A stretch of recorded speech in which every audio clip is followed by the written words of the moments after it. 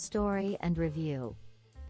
The story of a Joseon prince, Dio, who loses his memory, goes missing, and ends up living as a commoner is told in the drama, 100 Days My Prince, which is also known as 100 Days Husband. He meets Nam Ji-yeon, the oldest unmarried woman in the village at 28 years old.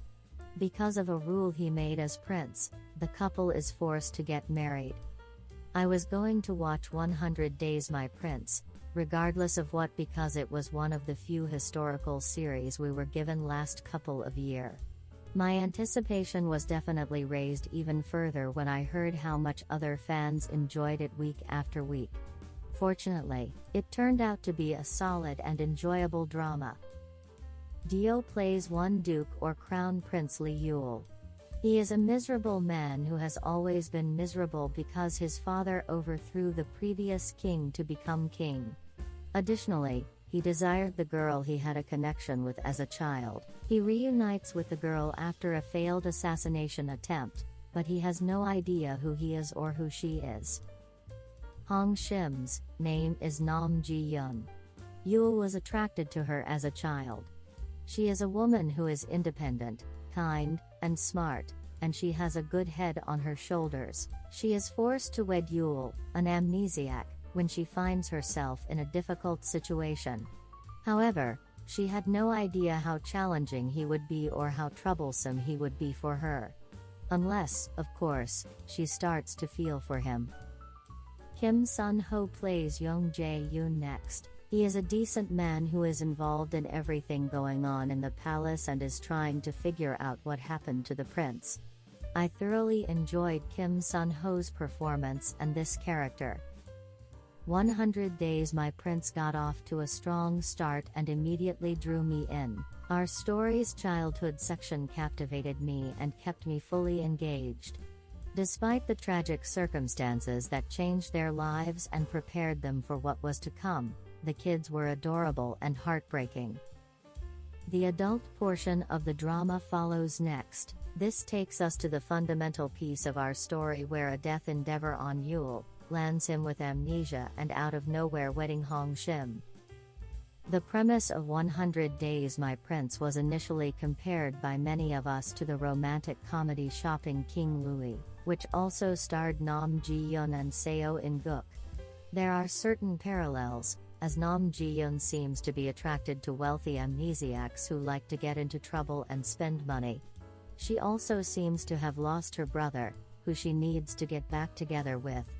Obviously, there was a time difference, but Shopping King Louis also made Louis a lot more lovable.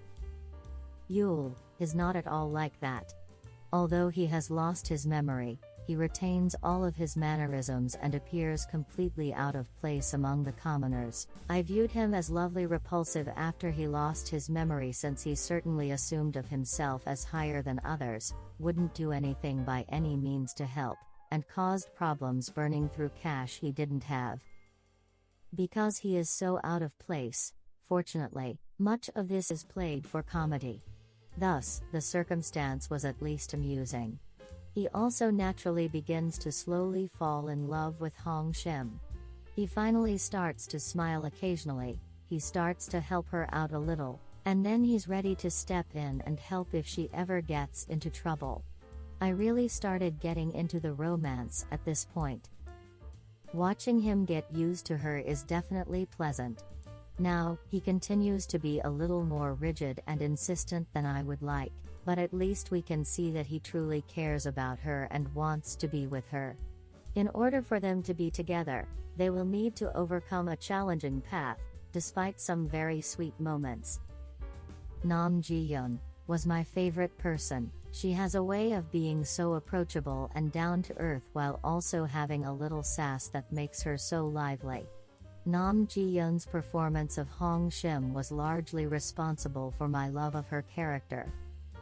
There are also a lot of nice supporting characters in 100 Days My Prince. There are plotting villains, conflicted assassins, long-lost brothers, and amusing and colorful characters in a village.